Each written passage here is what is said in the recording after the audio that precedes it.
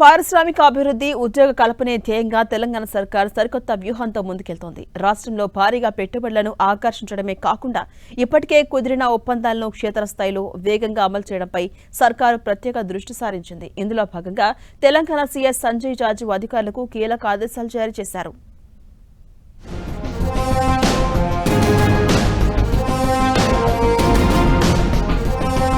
పెట్టుబడుల స్వర్గధామంగా తెలంగాణను మార్చేందుకు సీఎం రేవంత్ రెడ్డి ప్రభుత్వం దూకుడు పెంచింది.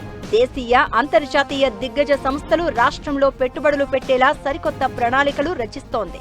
రాష్ట్రంలో ఇప్పటి వరకు సుమారు 7 లక్షల కోట్ల రూపాయల మేర భారీ పెట్టుబడుల ఒప్పందాలు జరిగాయి. అయితే ఇవన్నీ కేవలం కాగితాలకే పరిమితం కాకుండా త్వరితగతిన క్షేత్రస్థాయిలో పనులు ప్రారంభించుకునేలా గ్రౌండ్ అయ్యేలా చూడాలని సీఎస్ సంజయ్ జాజు అధికారులను ఆదేశించారు.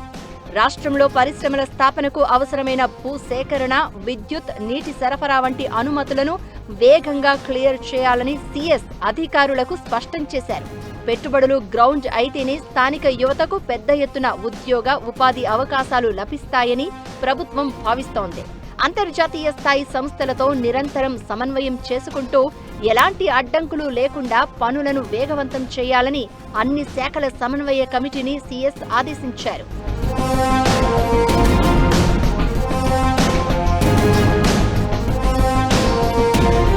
తెలంగాణలో కాంగ్రెస్ సర్కార్ అధికారంలోకి వచ్చినప్పటి నుంచి ఇప్పటి వరకు సుమారు 240 పెద్ద పరిశ్రమలకు సంబంధించిన ప్రక్రియలను ముమ్మరం చేసింది. ఇప్పటి వరకు చాలా ఒప్పందాలు కుదిరాయి. తెలంగాణ రైజింగ్ 2047 సదస్సు ద్వారా రేవంత్ సర్కార్ మొత్తం 3,82,000 కోట్ల రూపాయలకు పైగా విలువైన ఒప్పందాలను కుదుర్చుకుంది. ప్రభుత్వ నివేదికల ప్రకారం ప్రాథమిక భూ కేటాయింపుల దశలో 88,534 కోట్ల రూపాయల విలువైన ప్రతిపాదనలు ఉన్నాయి. మొత్తం ఒప్పందాల్లో దాదాపు 40% పెట్టుబడులు వచ్చాయి. పలు పరిశ్రమలు ఇప్పటికే గ్రౌండింగ్ దశకు చేరుకున్నాయి.